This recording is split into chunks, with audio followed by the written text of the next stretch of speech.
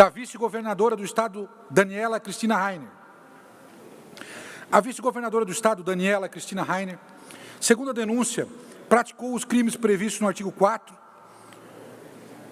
parágrafos 5º e 7º, cumulado com o artigo 9º, item 7, artigo 11, item 1, artigo 74, todos da Lei 1079 de 50, no período em que foi governadora do Estado, período compreendido entre 6 de 1 de 2020 a 20 de 1 de 2020.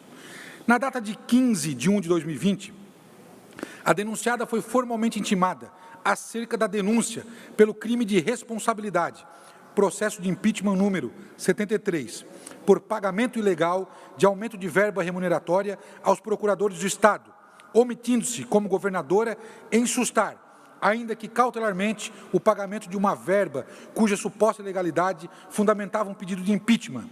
Não suspendeu o pagamento até que ultimasse a verificação de sua regularidade. Não utilizou de cautela para apurar os fatos e punir eventuais envolvidos no procedimento ilegal. No dever de guarda e vigilância com dinheiro público, deveria, como governadora, ter atuado de maneira diversa, com probidade, zelo e cautela para a aferição da licitude de tal pagamento. E não fez, mandando ou determinando rodar a folha. A vice-governadora do Estado tem a mesma competência do governador, na direção superior da administração estadual, artigo 71, inciso 1º da Constituição Estadual. E isso independe de seu tempo de permanência no cargo. Assumindo a chefia do Poder Executivo Estadual por um dia, uma semana ou um mês, a responsabilidade pelo cargo, que lhe é íncita e natural, sendo decorrência lógica do poder, dever, ao qual fica incumbida, enquanto revestida do exercício de governabilidade do Estado, ainda que de forma interina. Seria demais pretensioso e imoral pretender esquivar-se da responsabilidade pelos atos cometidos enquanto governadora, agarrando-se, para tanto, no fato de ter permanecido poucos dias à frente do governo. Tal argumento, aliás, denota flagrante má-fé ou falta de habilidade em conduzir o governo, não lhe sendo legítimo solicitar tratamento diverso e benéfico em relação ao governador.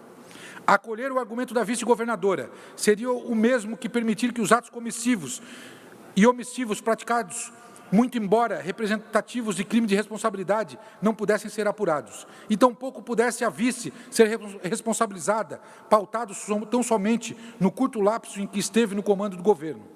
A Constituição Federal e a lei do impeachment não definem um período mínimo para aferição e cometimento do crime. E, por isso mesmo, não pode a vice-governadora ser considerada inimputável pelas condições omissivas e comissivas praticadas.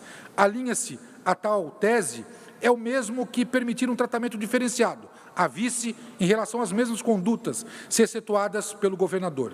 Assim, toda e qualquer conduta que praticasse, enquanto governadora, não poderia sofrer a represália legal, sob o fundamento do curto lapso temporal que permaneceu sob o comando do Estado. Seria efetivamente conferir-se uma verdadeira carta em branco para o cometimento de desmandos de qualquer ordem. A responsabilidade é pelos atos exercidos, por ação ou omissão, enquanto no exercício da função, e é isso o que deve estar sendo considerado. É dever do agente político, detentor do mais alto cargo do Estado de Santa Catarina, ter reconhecimento dos princípios constitucionais e legais. Nesse caso, vê-se indício de crime de responsabilidade, praticado pela denunciada, que, ao assumir temporariamente o cargo de governadora de Estado e ser informada de ilícito, por meio de intimação do processo de impeachment, não observou o seu dever legal de informar a Controladoria Geral do Estado, que é o órgão do Estado subordinado diretamente ao gabinete do governador, para tomar as providências necessárias à defesa do patrimônio público, ao controle interno, à auditoria pública e à correição. Artigo 25, parágrafo único, inciso 1º da Lei Complementar 741 de 2019. Outro assim, a denunciada como operadora de direito constitucional e administrativo tem conhecimento do princípio da autotutela, prescrito na súmula 473 do Supremo Tribunal Federal, a qual dispõe, abre aspas, a administração pode anular seus próprios atos quando eivados de vícios que o tornam ilegais, porque deles não se originam direitos, ou revogá-los por motivo de conveniência ou oportunidade, respeitados os direitos adquiridos e ressalvada, em todos os casos, a apreciação judicial. Fecha aspas. Disse isso porque, da data da intimação do processo de impedimento, dia 15 de janeiro, até a data no dia 17 de janeiro, poderia a denunciada, enquanto governadora do Estado, ter suspendido o aumento da remuneração dos procuradores, já que a folha de pagamentos do Estado tem um fechamento parcial no dia 17, conforme a tabela que segue abaixo. Folha de pagamento, mês, janeiro de 2020, abertura 2, prévia 10, fechamento parcial 17, fechamento definitivo dia 21. Nesse sentido, constatam-se fatos que podem vir a comprovar o crime de responsabilidade incitado na representação, que serão analisados com maior primor e atenção às provas já anexadas e às próximas que as partes pretendem produzir. Por fim, percebe-se que a denunciada encampou a defesa de ato ilegal, que foi o aumento da remuneração dos procuradores de Estado, sem lei permissiva e com base em processo administrativo sigiloso. Esclarece que, como a denunciada se defende dizendo que o aumento da remuneração dos procuradores do Estado é cumprimento de decisão judicial, reitera-se que tal fato não corresponde à verdade. Se fosse verdadeira a afirmação da denunciada, bastaria a apresentação da intimação do juiz para que o Estado cumprisse sua decisão. Entretanto, esse documento não consta nesses autos, muito menos no processo administrativo que deu origem à implementação ilegal de aumento remuneratório aos procuradores do Estado. O processo que deu origem à implementação ilegal de aumento remuneratório aos procuradores do Estado foi originário de pedido administrativo da Associação dos Procuradores do Estado, com base em interpretação extensiva de decisão judicial, que necessitou de diversos pareceres, desconstrutivo de entendimento da Procuradoria-Geral do Estado, que, no processo judicial, fez muitas alegações contrárias a tal aumento, como já se pôde ver em tópico anterior e lido integralmente a petição. Dessa forma, aponta-se indício de falta de probidade e cautela na guarda com o dinheiro público, ao considerar que a denunciada não realizou o ato administrativo que tinha, por dever de ofício, a obrigação de realizar, procedendo de forma incompatível com a dignidade, a honra e o decoro do cargo, visto que praticou ato contrário ao emprego legal do dinheiro público, ao não suspender o ordenamento de despesas não autorizadas por lei ou sem observância das prescrições legais pertinentes e, num segundo momento, encampá-las, defendendo inclusive seu pagamento. 2.32, do governador do Estado de Santa Catarina, Carlos Moisés da Silva. O governador do Estado, Carlos Moisés da Silva, segundo a denúncia, praticou os crimes previstos no artigo 4, 5 e 7, cumulado com o artigo 9º, item 7º, artigo 11, item 1 e artigo 74, todos da Lei 1079, de 50, por ter autorizado a implementação ilegal de aumento remuneratório aos procuradores do Estado, de modo que o referido acréscimo foi de encontro ao veto pelo próprio apresentado, quando da análise de dispositivo de lei de origem parlamentar inserido na reforma administrativa, Lei Complementar 741, de 12 de junho de 2019. Ainda, segundo a denúncia, o ato administrativo não deu fiel cumprimento à decisão judicial que pretendia ser cumprida. O governador do Estado exerce a competência de direção superior da administração pública, artigo 71, inciso 1º da Constituição Estadual. Lembra-se que o denunciado é oficial dos bombeiros militar do Estado de Santa Catarina, bacharel e mestre em Direito, advogado, além de ter atuado como professor de Direito Administrativo e Direito Constitucional na Universidade do Sul de Santa Catarina e que, como agente político detentor do mais alto cargo do Estado, tem o dever e o conhecimento dos princípios constitucionais e das leis. Segundo consta na denúncia, o governador do Estado autorizou o processo administrativo da Associação dos Procuradores do Estado para pagamento de aumento de remuneração de todos os procuradores com base em interpretação jurídica. O despacho da Procuradoria-Geral do Estado diz o seguinte, abre aspas, grifo nosso, encaminhe-se ao excelentíssimo senhor governador do Estado a fim de que, abre aspas, se assim o entender, fecham aspas, autorize o processamento, instrução e análise do pleito, conforme preceitua o artigo 1º, inciso 2º, da Lei 14.275, 2008, alterada pela Lei 15.025, de 2009, grifo nosso. Parágrafo 2º.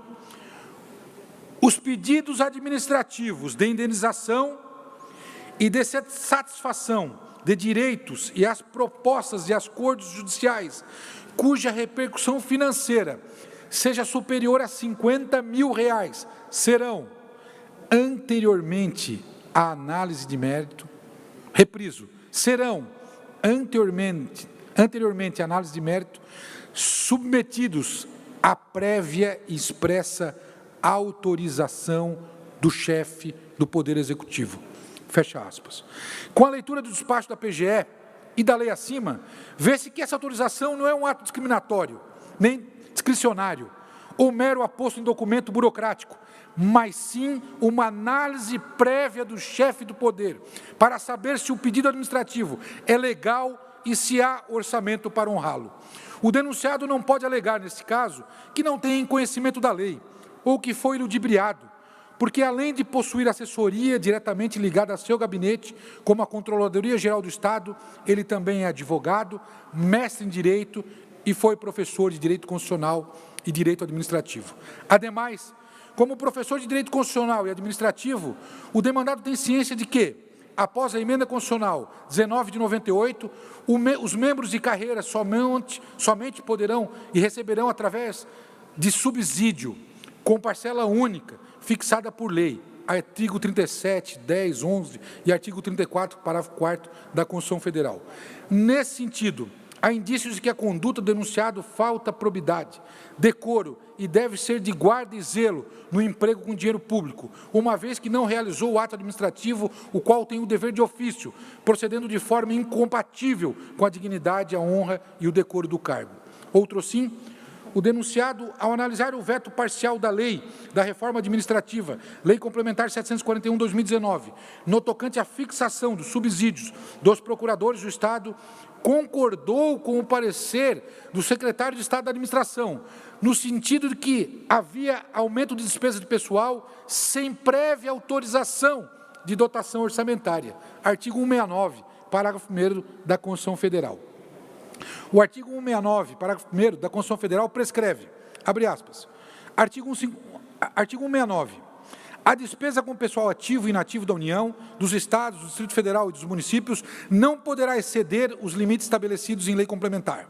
Parágrafo 1º, grifo nosso, a concessão de qualquer aumento ou vantagem de remuneração, a criação de cargos, empregos e funções ou a alteração de estrutura de carreiras, bem como a admissão ou contratação de pessoal, a qualquer título, pelos órgãos e entidades da administração direta ou indireta, inclusive fundações, instituídas e mantidas pelo poder público, só poderão ser feitas. Inciso 1º, se houver prévia dotação orçamentária suficiente para atender às projeções de despesas de pessoal e aos acréscimos delas decorrentes. Inciso 2º, se houver autorização específica na Lei de Diretrizes Orçamentárias, ressalvadas as empresas públicas e as sociedades de economia mista. Grifo nosso. Fecha aspas. Por outro vértice, se existir uma decisão judicial dando guarida a todos os procuradores do Estado acerca do recebimento de verba de equivalência, qual a necessidade de um projeto de lei? Qual o sentido? Só se propôs um aditivo ao projeto de lei para a majoração da verba dos procuradores, porque, de fato, nem todos faziam jus à remuneração pretendida, à percepção da verba de equivalência. Caso contrário, o projeto de lei seria inócuo, ineficaz, sem qualquer tipo de resultado prático. Novamente, percebe-se que há indício de crime de responsabilidade por prática de ato contrário ao emprego legal do dinheiro público, no momento em que o denunciado avalizou o ordenamento de despesas não autorizadas por lei ou sem observância das prescrições legais relativas ao caso. Se não bastassem essas condutas comissivas do denunciado, há indícios de prática de conduta omissiva, por não suspender o pagamento concedido de forma ilegal, num primeiro momento, ao considerar o recebimento da intimação do processo de impedimento em janeiro e, num segundo momento, ao saber de uma decisão judicial que suspendeu o pagamento do aumento, mas, mesmo assim, não determinou a cessação do ato e, novamente, não encaminhou o expediente para a Controladoria Geral do Estado para que se abrisse o devido processo de conformidade. Referido o ato do denunciado de manter o pagamento corrente do aumento dos procuradores, mesmo diante da decisão proferida em fevereiro de 2020 pelo desembargador Pedro Manuel Abreu, do Tribunal de Justiça de Santa Catarina, que havia suspendido o pagamento de cerca de 7 milhões, valor acumulado de janeiro a outubro de 2019, haja vista a existência de supostas irregularidades, é grave e, se for confirmado, constitui em si crime de responsabilidade. Houve falta de zelo, cuidado e cautela com o erário. Registre-se que o pagamento corrente do aumento dos procuradores somente foi suspenso em maio de 2020, por determinação do Tribunal de Contas do Estado. Do exposto, conclui-se que existe indício de crime de responsabilidade nos atos comissivos ou omissivos praticados pelo governador do Estado. 2.33. Do secretário de Estado da Administração, Jorge Eduardo Tasca.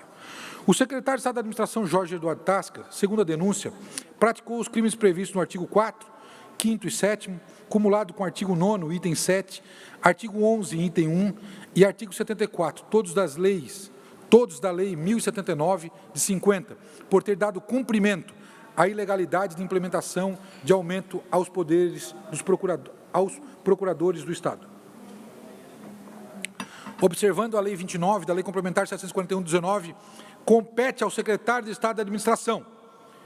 Artigo 29. A Secretaria de Administração compete, inciso 1º, normatizar, supervisionar, controlar, orientar e formular políticas de gestão de pessoas envolvendo F. Remuneração dos servidores públicos civis e dos militares estaduais. Percebe-se que a conduta legal exigida pelo Percebe-se que a conduta legal exigida do secretário de Estado da Administração no tocante à remuneração dos servidores públicos civis e, no caso dos procuradores de Estado, é, principalmente, a de normatizar, supervisionar e controlar. O ato administrativo de ordenar o pagamento de aumento de remuneração dos procuradores de Estado é um ato complexo e não o de simplesmente dizer, abre aspas, olha, eu recebi um parecer de um órgão do Estado e, por isso, meus subordinados cumpriram o que ele decidiu. Fecham aspas. Se fosse esse o papel do secretário de Administração, a lei não lhe conferia a competência para normatizar, supervisionar e controlar a remuneração de todo o funcionalismo público da administração direta. Se não fosse esse o entendimento, então qual o motivo levou o denunciado a fazer o parecer do veto à Lei de Reforma Administrativa, Lei Complementar 741 de 2019, no tocante aos artigos relacionados à remuneração do funcionalismo público? Existe, nessa conduta do denunciado, indício de falta de probidade administrativa a realizar ato administrativo incompatível com a dignidade, a honra e o decoro do cargo. Outra assim, vê-se que ao elaborar parecer para vetar a parte da Lei 741 de 19, mais precisamente o caput do artigo 24, que estabelecia o valor do subsídio dos procuradores do Estado, o denunciado afirmou expressamente que a despesa não estava estimada pelo Poder Executivo, isto é, tratava-se de aumento de despesa de pessoal sem prévia dotação orçamentária, artigo 169, parágrafo único da Constituição Federal. Meses após tal decisão do denunciado, ele pratica ato totalmente antagônico e implementa um aumento remuneratório aos procuradores de Estado, sem lei prévia, com base em um fraco e frágil processo administrativo. Nesse sentido, há indícios de que o denunciado possa ter praticado ato contrário ao emprego legal do dinheiro público ao ordenar despesas não autorizadas por lei ou sem observância das prescrições legais relativas. 3. Fato superveniente. Na data de 14 de setembro de 2020, o secretário de Estado da Administração foi exonerado, a pedido de seu cargo. Sua exoneração publicada no Diário Oficial, número 21.352, através do ato 1463 de 2020. Tal informação foi formalmente trazida aos autos através de seus procuradores, na data de hoje. Diante do fato superveniente, mediante a saída do cargo de secretário de Estado da Administração, perde objeto a denúncia contra si aforada no processo de impeachment, número 754, haja vista que esse tem por objetivo justamente sua cassação do cargo citado. Conclusão. Da análise da procedibilidade para a configuração da responsabilidade política administrativa dos denunciados, vota-se no sentido de 1. Autorizar a instauração do processo de impeachment em face da vice-governadora do Estado, Daniela Cristina Rainer, pelos crimes de responsabilidade previstos no artigo 4º, incisos 5 e 7, cumulado com o artigo 9º, item 7, artigo 11, item 1 e artigo 74, todos da Lei 1079 de 50, devendo seguir os trâmites constitucionais, legais e regimentais. 2.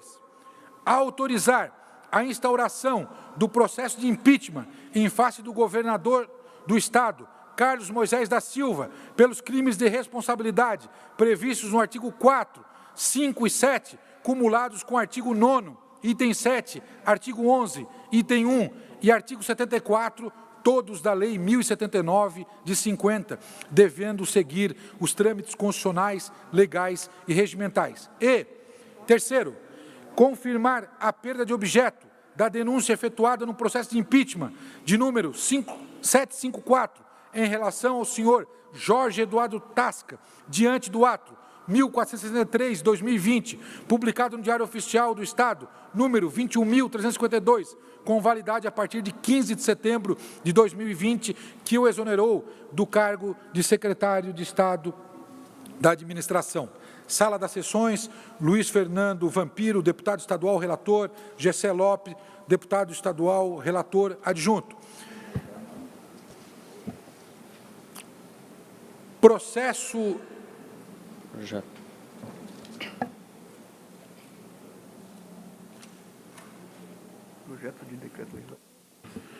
Projeto de decreto legislativo autoriza a instauração de processo por crime de responsabilidade contra a senhora vice-governadora do Estado de Santa Catarina, Daniela Cristina Rainer, processo de impeachment 754, representação 1.5/2020. Artigo 1º.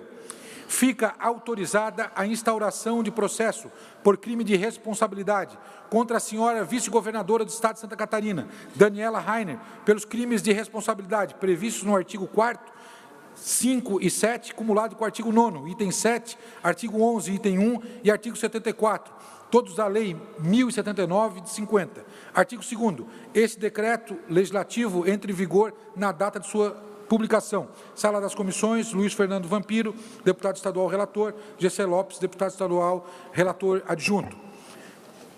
Projeto de decreto legislativo autoriza a instauração de processo por crime de responsabilidade contra o senhor governador do Estado de Santa Catarina, Carlos Moisés da Silva, processo de impeachment 754, representação 1.5/2020, artigo 1º. Fica autorizada a instauração de processo por crime de responsabilidade contra o senhor governador do Estado de Santa Catarina, Carlos Moisés da Silva, pelos crimes de responsabilidade previstos no artigo 4º, 5 e 7º, cumulado com o artigo 9º, item 7º, artigo 11, item 1 e artigo 74, todos da Lei 1079 de 50. Artigo 2º. Esse decreto legislativo entra em vigor na data de sua publicação. Sala das Comissões, deputado Luiz Fernando Vampiro, deputado estadual relator, Gessé Lopes, deputado estadual relator adjunto. Senhor presidente, eram esses as considerações que eu tinha que fazer em relação à apresentação do parecer e voto outorgado pela presidência. Obrigado, senhor presidente. Senhoras e senhores. Senhor presidente, pela ordem. Só um momento, já lhe passo a palavra. Senhoras e senhores, eu anuncio a presença do Dr. Leandro Ribeiro Maciel, advogado do senhor Ralph Zimmer, do senhor Dr. Salomão Riba Júnior, advogado da vice-governadora, a presença do senhor Kennedy Nunes, do deputado Sargento Lima, deputado Ivan Nats, deputado Nazareno Martins, que passaram durante a comissão especial, e também a presença remota dos deputados Romildo Titon e deputado Márcio Machado. Acuso o recebimento de juntada do subestabelecimento em anexo que assim diz. Subestabeleço, com reserva, aos advogados Davi Tancredo Ramin, Alessandro Balbi Abreu, inscrito na OAB Santa Catarina sob o número 15740 e CPF sob o número 850-006-98991, e Salomão Antônio Riba Júnior, inscrito na OAB sob o número 40914 e no CPF 046-833-587, dígito 00, sócios da Menezes Neibura Advogados Associados, sociedade inscrita na OAB sob 1046-2005, com sede na rodovia José Carlos Dausch, SC 401, 4756, Office Park, Bloco 2, Ático, Florianópolis, CEP 88032005, onde recebe intimações, notificações, os poderes que me foram otorgados por Daniela Cristina Rainer, brasileira, vice-governadora, portadora da cédula de identidade 230576221, expedida pela SSPSC, e no CPF 019-329-51997, nos autos do processo de impeachment número 00754, em trâmite perante a Assembleia Legislativa do Estado de Santa Catarina, assina a senhora Ana Cristina Ferro Blasi, OAB SC 8088. Informo que, neste momento processual, em que somente está sendo verificada a autorização para a instauração do processo de impeachment, não há, segundo o procedimento chancelado pelo egrégio Tribunal de Justiça de Santa Catarina, possibilidade de defesa oral pelos procuradores dos requeridos. Entretanto, em respeito aos procuradores, concedo a palavra tão somente para a arguição de questão de ordem. Trata-se de questão de ordem, doutora Ana Cristina. Senhor. Então, com a palavra, a doutora Ana Cristina. Obrigada, senhor presidente. Muito bom dia a todos. Eu faço essa minha manifestação, sim, com base no Estatuto da OAB, artigo 7º, 10, que garante aos advogados levantar a questão de ordem em qualquer tribunal. E, desde já, faço a impugnação do relatório encaminhado pelo senhor deputado Vampiro, no que tange à ordem dos decretos legislativos. E faço fundamentado em 5 questões, rapidamente, que eu vou expor a vossas excelências. O primeiro é o precedente dessa casa, o pedido de impeachment do governador Paulo Afonso, em que, naquela ocasião, essa augusta Assembleia Legislativa estabeleceu como ordem os decretos 001, 002, 003, respectivamente, como do governador, vice e secretário da Fazenda à época. Então, respeito ao precedente desta casa, eu levanto essa questão. A outra situação, senhor presidente, é que o recurso vetorizado pelo senhor Ralph Zimmer Júnior, ao encaminhar essa casa, o pedido de recurso a esse impeachment 754, estabeleceu a ordem de acusação, governador, vice e secretário. Terceiro ponto, senhor presidente, o deputado Júlio Garcia, ao acolher e determinar o encaminhamento do tal recurso à Procuradoria Jurídica, fez constar em seu despacho a ordem governador, vice e secretário. Quarto ponto, senhor presidente, não se pode aplicar aqui, com todo respeito, o artigo 231, parágrafo 1º do Regimento Interno, porque o artigo 231 trata de ordem de votação de projeto de lei. E o parágrafo 1º, quando diz que vai do menor ao maior, obviamente está se referindo à numeração dos projetos de lei. Portanto, inaplicável o artigo 231 do Regimento Interno. E, por último, senhor presidente, levanto o fato da ordem cronológica dos fatos apontados aos denunciados. O processo administrativo PPGE 4421 é de outubro de 2019. A vice-governadora esteve no cargo em janeiro deste ano, então, pela ordem cronológica dos fatos, o primeiro ato praticado teria sido pelo governador em outubro e depois, ato contínuo, a governadora, o ato que a denúncia aponta como lesivo e ilegal, em janeiro deste ano. Portanto, por todas essas razões, desde já, a defesa da vice-governadora faz essa impugnação e pede que conste em ata. Muito obrigada, senhor presidente. Senhor presidente, só ratificar, Sua Excelência me concede a palavra. Questão de ordem, senhor? Sim. Só ratificando a posição da doutora Ana Blasi, esta também é a posição da defesa do senhor governador do Estado, e acrescentando o último argumento, e inclusive referendando a tese desde o início aplicada pela competente assessoria jurídica, a Procuradoria Jurídica desta Casa Legislativa, a ADPF 378, a tal ADPF da presidente Dilma, usou como argumento de ouro a ideia da isonomia de tratamento, a ideia da unicidade entre o impeachment do então presidente Collor e o impeachment da então presidente Dilma Rousseff. Portanto, por questão de isonomia, inclusive adotando a mesma regra de decidir da ADPF 378, há que se estabelecer os mesmos critérios então adotados no impeachment do então governador Paulo Afonso. Muito obrigado, senhor presidente. Obrigado aos senhores. Então, sobre a ordem dos pontos mencionados, tanto pela doutora Ana Cristina Blasi como o doutor Marcos Proust, gostaria de consignar, em primeiro momento, que esta presidência não detém informações no sentido mencionado, tanto pela doutora quanto pelo doutor. No relatório lido neste momento, não há a numeração dos decretos legislativos, segundo me consta, isto é realizado em um segundo momento, e quem tem a competência para tanto é a mesa da Assembleia Legislativa. Da minha parte, é este o entendimento.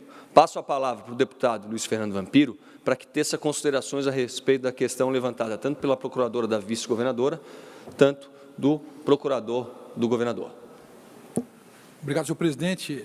Na verdade, nós fizemos todo um discorrimento acerca da situação fática e jurídica, obedecendo a ordem cronológica da denúncia. Se vossas senhorias adentrarem a denúncia efetuada pelo denunciado, pelo denunciante, Ralph Zimmer Esmeraldino, terão, obviamente, esta ordem cronológica respeitada também, efetivamente, no nosso parecer. Esse foi o nosso objetivo de tentar, efetivamente, apontar em momento oportuno, equânime e por ordem cronológica isso. No que tange à concepção do artigo 231, ela é para qualquer proposição legislativa, todas, sem qualquer tipo de distinção na nossa concepção. Por isso que eu entendo também descabível.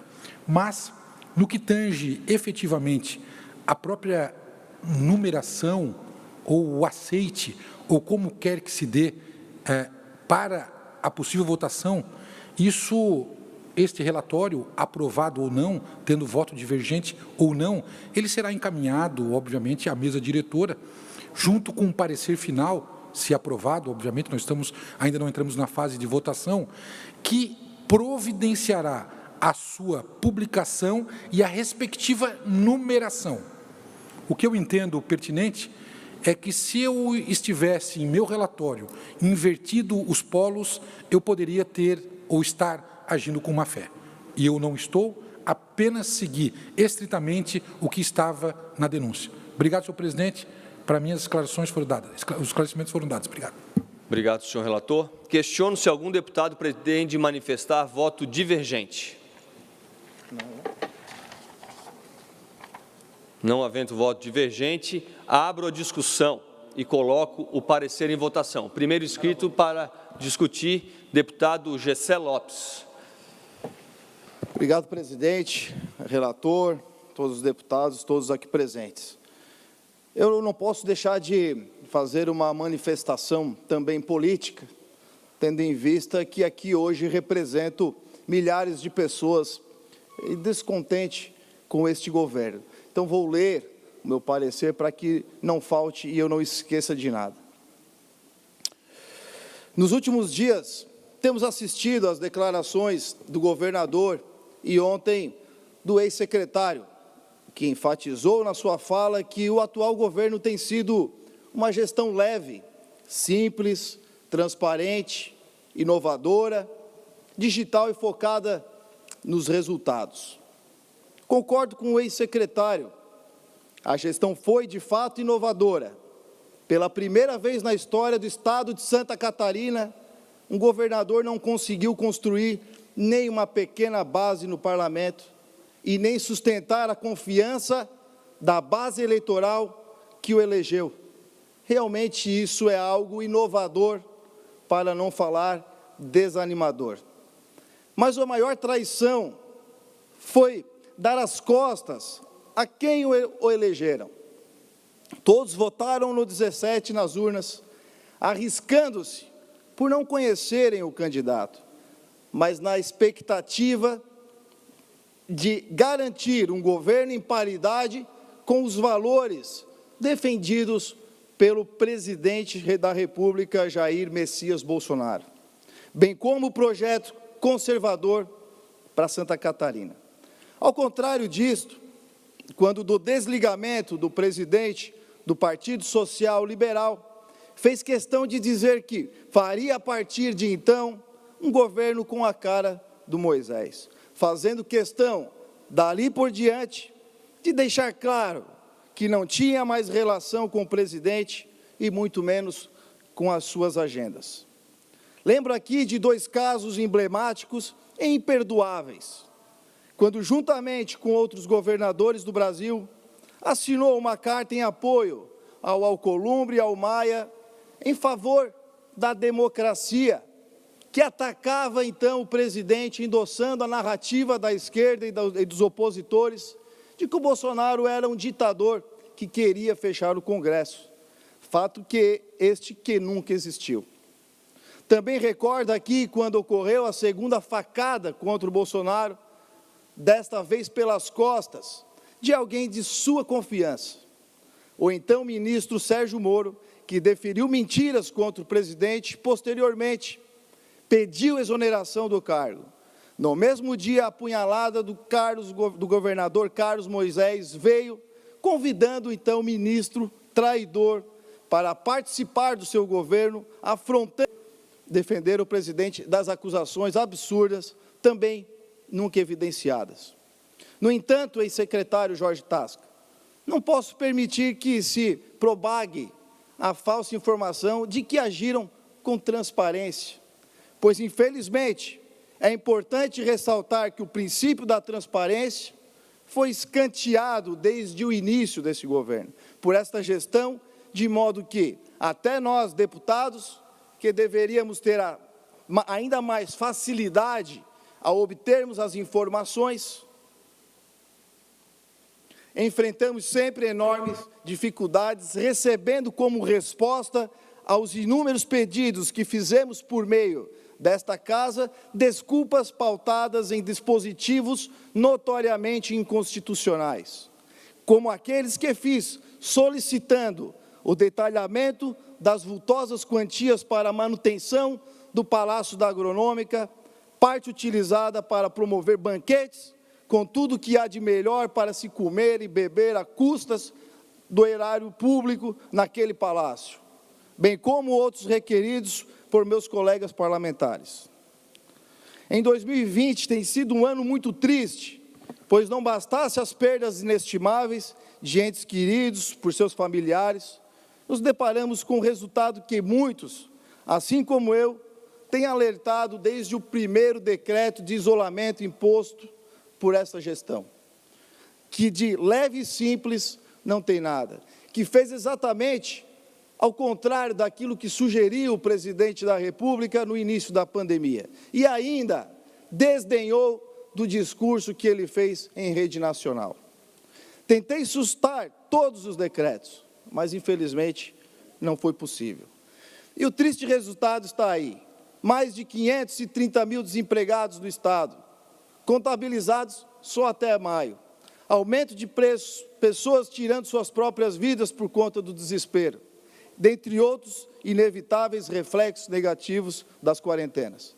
E aí, como se não bastassem todas as medidas autoritárias de isolamento, quando já se tinha informações suficientes para que outras providências menos prejudiciais fossem tomadas, tivemos que nos deparar com o escândalo dos 33 milhões utilizados na compra dos respiradores, além dos valores destinados aos hospitais de campanha, tema que será analisado por outra comissão especial, que não esta, a qual faço parte como relator adjunto. Além de toda a preocupação do cidadão em passar ileso pela pandemia, adotando as medidas necessárias para evitar contágio, teve sua liberdade e seu direito de ir e vir tolhidos, bem como de trabalhar para garantir seu sustento e da sua família, mesmo esses direitos sendo garantidos pela lei maior deste país. Eu sinto o desespero de cada pessoa que vem me relatar as dificuldades que tem passado por conta das medidas desta gestão, e fico indignado ao lembrar que acreditei e apoiei as pessoas que a administram. Tenho todos os motivos para apoiar as representações fundamentadas que chegam a esta Assembleia, pois assim como ajudei a eleger, não tenho problema algum em apoiar a destituição do seu trono imaginário. E não pensem que faço isso com alegria. Pelo contrário, sinto desgosto de ter que gastar tempo e energia que deveriam ser utilizados para promover ações conjuntas e benéficas ao Estado, para fiscalizar e questionar as ilicitudes, atos aparentemente irregulares, os quais jamais deveriam nem ter suspeitas de ilicitudes abordadas, já que o governador do estado de Santa Catarina usurpou da imagem daquele que tem sido a esperança de 57,7 milhões de brasileiros na batalha contra a corrupção. Já nos primeiros meses de sua gestão, menosprezou aqueles que o elegeram, julgando como sandice e extremismo o fato de defendermos o nosso direito à autodefesa, sem deixar mencionar que não teve qualquer preocupação com os valores da família, mantendo, por exemplo, no currículo escolar, temas que têm como a única pretensão desconstruir tais valores. E assim tem seguido, com condutas totalmente contrárias às que se esperavam de um candidato do Bolsonaro. Esse tipo de conduta é classificado pela ciência política como estelionato eleitoral. Infelizmente, o comportamento de ludibriar os eleitores, elegendo-se por meio de um discurso e, posteriormente, após eleito, abandoná-lo, agindo de modo totalmente oposto, ainda não é crime. Todavia, há outros atos classificados como ilicitudes, como a improbidade administrativa, que é a conduta inadequada praticada por agentes públicos ou outros envolvidos, que cause danos à administração pública. Sendo assim, temos o dever de nos atentarmos a todo e qualquer ato que cause dano ao Estado. Hoje, apenas apresentamos o parecer pela autorização da continuidade do processo de impeachment, dado os indícios de irregularidade no aumento dos subsídios dos procuradores, o que muitos acreditam ser o menor de todos os fatos que podem levar ao impedimento dos atuais membros do Poder Executivo. Controverso ou não, como bem pontuamos no parecer, há indícios que demonstram que ambos estavam cientes da irregularidade no pagamento, tanto pelo recebimento do primeiro pedido de impeachment, como pela perícia que se espera daqueles que têm formação jurídica e administrativa, de modo que deveriam ter sustado o pagamento assim que se levantou a tese da irregularidade. A atmosfera política é instável e não nos permite garantir que, mesmo que os demais membros desta comissão acompanhem o parecer, ele seja aprovado pelo plenário para que chegue ao tribunal misto. Muito menos podemos presumir qual será a decisão do referido tribunal, uma vez que dependerá da sua formação, sobretudo dos desembargadores selecionados por sorteio e, claro, de todo o andamento do processo, com análise aprofundada do mérito e das provas que serão apresentadas, garantindo-se a ampla defesa. Entretanto, independentemente do resultado, fica a lição para esta gestão e para as próximas que estão por vir. O cidadão está atento e não tolera mais ser feito de palhaço. Eu espero, sinceramente, que caso não se decida pelo afastamento e, posteriormente, o impedimento, mantendo-se a atual composição do Poder Executivo, que o governador volte mais humilde, que deixe a sua vaidade de lado e, sobretudo, a necessidade de prejudicar e afastar aqueles que foram eleitos com os mesmos propósitos. Pois se alguém aqui desvirtuou do esperado, esse alguém foi o senhor e não aqueles que o senhor perseguiu. Para aí sim superarmos como mencionou o ex-secretário, esse momento triste e preocupante. Só depois que tudo ficar esclarecido e a harmonia entre os poderes for reestabelecida, que poderemos, de fato, virarmos a página. Porque injusto é o cidadão catarinense, nessa situação vulnerável, ainda ter que se preocupar com os reflexos da péssima gestão adotada pelo Executivo de Santa Catarina. Finalizo minha fala, parafraseando primeiro Alex de Tocqueville, no livro da Democracia na América. Importa, sem dúvida, para o bem das nações, que governantes tenham virtudes ou talentos, mas que talvez lhe importe ainda mais é que os governantes não tenham interesses contrários aos da massa dos governados, pois, nesse caso, as virtudes poderiam se tornar quase inúteis e os talentos funestos.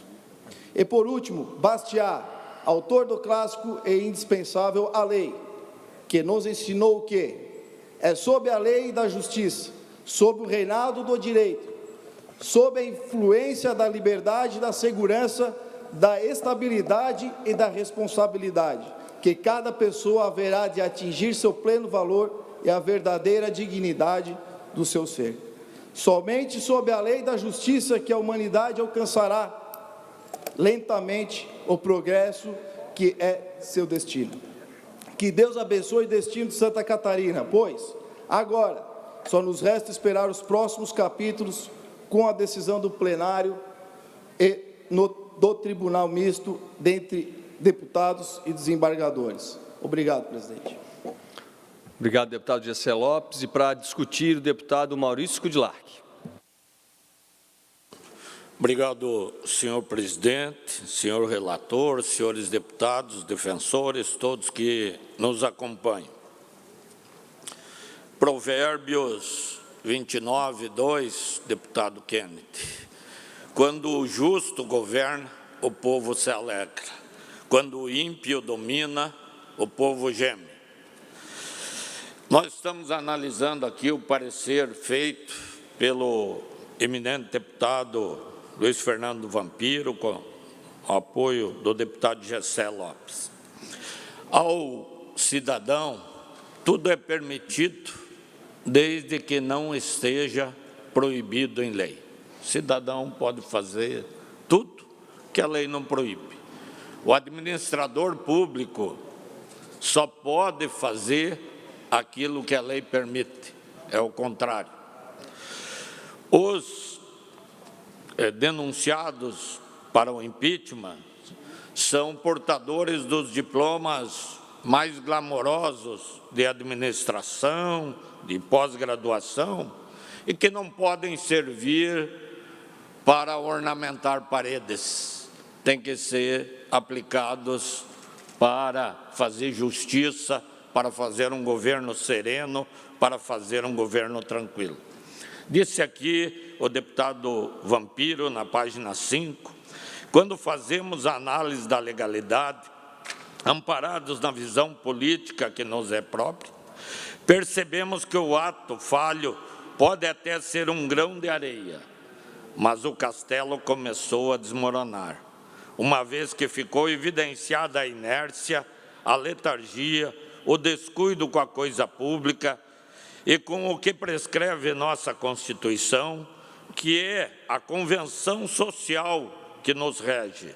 Desse modo, fica claro o distanciamento de quem manda, mas não escuta, de quem acha que é absoluto para tomar decisões, vivendo como se estivesse em uma torre, isolado, olhando do alto para a planície, vendo a sociedade distante por acreditar que seus atos não poderão ser contestados. Quero dizer que acolho integralmente o parecer de Vossa Excelência por fatos aqui especificados, acontecidos e que têm que ser apurados. Eu recebi, principalmente de algumas pessoas, amigos até do Oeste, não tem que votar a favor da vice-governadora. Nós não estamos votando a favor ou contra aqui. Nós estamos analisando um fato juridicamente. Nós estamos analisando o legal, o justo, o correto e as consequências que tem para o não cumprimento da lei. E por esse motivo, nós não temos que analisar a pessoa física, nós temos que analisar aquele governante que praticou determinado ato e que, se agiu, como agiu, com dolo, com erro, com omissão, tem que responder. Muitas pessoas lá nos rincões mais distantes do Estado, sofrendo com um aumento de luz, quando os diretores da Celesc distribuem dividendos, muitas pessoas nos hospitais que não tiveram a devida atenção, porque por vaidade, quando a Justiça impediu de fazer um desnecessário hospital de campanha, foi para a imprensa para dizer que ia fazer 10 hospitais de campanha. Muitas pessoas sofrendo porque os eventos estão parados, porque as escolas particulares estão paradas, porque o transporte escolar está parado, porque a sua renda está parada. Muitas pessoas sofrendo, se fôssemos colocar tudo isso num processo, porque a Secretaria da Educação nega R$140 mil para fazer uma sala de aula na escola de Santa Cruz do Timbó e faz uma licitação de 43 milhões para jardinagem nas escolas. E, deputado Ismael, quando eu recebo que os assistentes escolares, aqueles contratados, que estão sem atividade, passaram a fazer a jardinagem, a cuidar das escolas, a pedir mais serviço, eu vejo que a Secretaria da Educação volta a fazer mais uma licitação para jardinagem. Então, as prioridades não estão sendo seguidas. Nós estamos votando aqui os 33 milhões de reais pagos também em adiantamento e de forma ilegal pelo governo do Estado. Não estamos aqui votando as rodovias do nosso Estado, que estão em situação calamitosa e que ontem a Secretaria de Infraestrutura lançou uma relação de editais e pequenininho lá no final dizendo com prazo de 120 dias, 360 dias e que são apenas projetos, não são obras. Quando secretários e diretores num governo são nomeados para conselhos de fiscalização e quando o governo diz o salário dos secretários é muito baixo. Ser secretário num governo é uma doação, é trabalhar por Santa Catarina, não é para ficar rico, não é para ter lucro. Quem quer trabalhar na administração pública sabe que tem as limitações. Quem quer ganhar dinheiro vai fazer outra atividade, vai buscar ganhar dinheiro. Então, senhor presidente, poderia falar do agronegócio que não foi ouvido, que não foi escutado quando precisava, que teve insegurança ao fazer uma nova safra, porque um governo se achava e se acha acima de tudo e de todos. Todos agem com uma educação correspondente à formação que tem, mas na hora de ouvir o cidadão, na hora de praticar os atos, infelizmente, não é isso que está acontecendo em Santa Catarina. E posso dizer, mais 2 anos desse governo, o nosso caos será ainda maior. Nós que passamos agora a ver a Procuradoria do Rio de Janeiro entrando com uma ação para tentar impedir a ação da Procuradoria de Santa Catarina, que tenta criar óbices aos julgamentos que estão sendo realizados por aquelas pessoas envolvidas em ato de corrupção. O cidadão catarinense, aqui representado pelos 40 deputados, espera que justiça seja feita, nem contra ninguém, nem a favor de ninguém, mas em defesa dos catarinenses. E vou dizer, há poucos dias, eu estava com o meu filho e, conversando de política, perguntei para ele, com tudo que você está vendo de Santa Catarina, as coisas que você está acompanhando, as denúncias, os fatos que acontecem, o que você me diz, se, sei lá, por uma análise dos fatos, uma decisão política, tiver que votar contra os atos que encaminham esse impeachment. E o meu filho disse, ó pai, se eu tivesse que votar contra, eu teria vergonha de sair na rua contigo, porque a população catarinense não aguenta mais essa situação. Então, eu recebo, acolho e acompanho o voto do relator pelos fatos narrados, mas não poderia deixar de explanar tudo isso que está acontecendo em Santa Catarina. Foram apenas alguns detalhes que eu anotei. Obrigado, senhor presidente. Muito obrigado, deputado Maurício. Com a palavra, o deputado Ismael. Senhor presidente, senhores deputados, eu inicialmente quero reconhecer, senhor presidente, o trabalho republicano de Vossa Excelência. Basicamente, tivemos aí 2 semanas, menos que isso.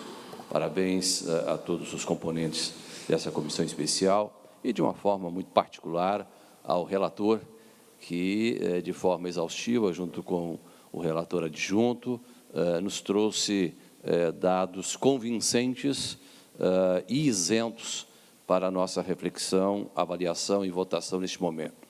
Senhor presidente, eu não vou entrar aqui nos latímbolos do mérito, porque entendo que este não é o momento e quero me deter tão somente às fronteiras do relatório e, de uma forma muito sintética, entendo, senhor presidente, senhores deputados, de tudo que vi, de tudo que li e de tudo o que presenciei, eu entendo que o governo do Estado, como representante circunstancial e temporário do poder, ele deve submissão plena à Constituição do Estado. Portanto, senhor presidente, eu quero acompanhar o voto do relator, autorizando a instauração do processo de impeachment. Era isso, senhor presidente. Muito obrigado, deputado Ismael. Com a palavra, o deputado Fabiano da Luz. Senhor presidente, senhores deputados, a quem nos acompanha, eu imagino hoje o quanto deve ser difícil para quem atua no judiciário e tem que, ao mesmo tempo, montar peças de acusação, mas também um juiz fazer um julgamento e condenar ou absolver uma pessoa, fazer toda essa análise que ele precisa fazer no momento de uma decisão. Mas também quero aqui dizer a todos que nós não estamos julgando pessoas, nós não estamos aqui para fazer o julgamento de todo um governo, e sim de algumas ações e principalmente do relatório apresentado aqui pelos deputados Luiz Fernando Vampiro, com o apoio do deputado Gessé e suas assessorias. E nós conversamos enquanto bancada também, nós estamos votando aqui o parecer e acompanhando os relatores no voto por entender a formulação que foi feita de maneira correta desse relatório que está sendo votado agora. Obrigado, presidente. Obrigado, deputado Fabiano. Questiono se o deputado Marcos Vieira ou se o deputado Moacir Sopelsa gostariam de fazer a discussão. Deputado Sopelsa gostaria de falar, deputado João, só que eu fico sem retorno quando eu ligo o meu microfone. Então, com a palavra, o deputado Sopelsa. Muito bem, muito agradecido, deputado João, a mim. Eu primeiro quero lhe cumprimentar, presidente desta comissão, lhe parabenizar pelo trabalho que Vossa Excelência fez, pela transparência e pelo zelo que Vossa Excelência teve no ceder dessa ação. Também cumprimentar o deputado relator, o deputado Fernando Vampiro, pelo belo trabalho, pelo belo esclarecimento, e junto com Vossa Excelência, o deputado Vampiro, também o deputado Gessé, relator adjunto, mas especialmente toda a assessoria jurídica que Vossa Excelência teve nessa oportunidade. Também quero cumprimentar o vice-presidente, o deputado Maurício Sculac, cumprimentar o deputado Vieira, o deputado Fiano da Luz, o deputado Ismael Santos e o deputado Mota, que foram membros dessa comissão. Eu vou ser breve, deputado João Amin. Não basta apenas nós aprovarmos esse relatório apresentado agora pelo excelentíssimo deputado Fernando Vampiro. Para que as pessoas saibam, muitos ligam, serão vocês que vão tirar o mandato do governador, da vice-governadora. Nós não estamos julgando e nem condenando. Nós estamos relatando e esclarecendo um fato que precisa ser esclarecido. Não basta aprovar esse relatório. Não é só este relatório que decidir. Ainda depois disso, nós vamos ter o plenário desta casa, que vai analisar esse relatório e precisa de 27 votos para ser aprovado. Não basta também a aprovação deste decreto, desse relatório, pelos 27 ou mais deputados, no mínimo precisarão 27. Ainda vai lá na frente, que será a mais decisiva, uma comissão feita por 5 deputados eleitos e por 5 desembargadores sorteados. No entanto, são passos que são seguidos e que nos dão segurança de que a questão ela é política, mas ela também é jurídica. Por isso, deputado João, senhores deputados, eu também voto a favor do relatório apresentado pelo deputado Vampiro e que seguimos todos os passos pelo compromisso que temos, pelo dever que temos como parlamentares, de fazermos as questões justas e transparentes. Muito obrigado, deputado João. Pela deputado presidente João Amin. Com a palavra, pela ordem, o deputado Marcos Vieira. Quero lhe cumprimentar, presidente, deputado João Amin, e já o parabenizando pela condução dos trabalhos até o presente momento. Com certeza absoluta, a Vossa Excelência, do alto da sua sabedoria, soube trazer e conduzir os trabalhos da comissão até o dia de hoje. Parabéns. Mas quero também cumprimentar o vice-presidente, deputado Maurício Sculac, os relatores, deputado Luiz Fernando Vampiro, o deputado Gessé Lopes, e cumprimentar os demais deputados membros desta comissão. Vou iniciar a minha fala, senhor deputado João Amin e senhores deputados, de que eu realmente, no dia de hoje, eu tomei conhecimento de uma peça política, jurídica, das mais importantes de toda a minha passagem pelo Parlamento de Santa Catarina. O deputado Luiz Fernando Vampiro e o deputado Gessé Lopes construíram um relatório do mais substancial. Eles foram elucidativos, eles foram esclarecedores, esmiuçaram todos os atos praticados até aqui, ao presente momento.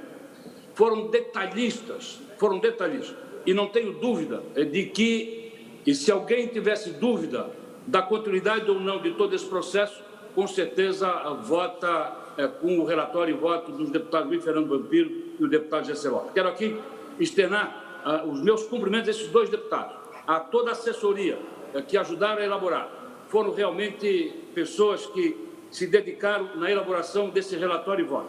Quero, deputado Luiz Fernando Vampiro, dizer que Vossa Excelência também tem origem na área jurídica, é advogado também, e o deputado Gessé Lopes, que colaborou muito. Quero dizer que vou acompanhar o voto de Vossa Excelência no relatório e nessa sessão no dia de hoje. Obrigado, deputado Marcos Vieira. Com a palavra, o deputado Sérgio Mota. Obrigado, senhor presidente. Quero parabenizá-lo pela condução desta comissão. A palavra de Deus, ela diz que o juízo e a justiça são a base do trono de Deus. E eu tenho certeza que o deputado Vampiro, o deputado Gessé, os relatores, conduziram com muita justiça e o meu voto também é com o relator. Obrigado, deputado Mota. Então, não havendo voto divergente e não havendo mais deputados que queiram discutir, coloco o parecer à representação 0001.5 de 2020 em votação. Os deputados que concordam, permaneçam como se encontram. Aprovado. Não havendo mais assuntos a serem tratados... O presidente não vota? Deputado Joaquim, questão de ordem. Com a palavra, deputado Moacir Sopelsa. E deputado Marcos Vieira, senhor presidente. Na sequência, o deputado Marcos Vieira. Coloco com a palavra o deputado Moacir Sopelsa. Não vota?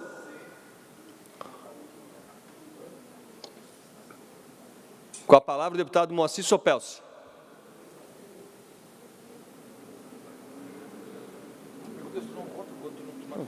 Todos votam. Deputado João, eu não vi a Vossa Excelência vota ou Vossa Excelência não... A votação, o resultado foi por unanimidade, deputado Moacir. Com a palavra, o deputado Marcos Vieira.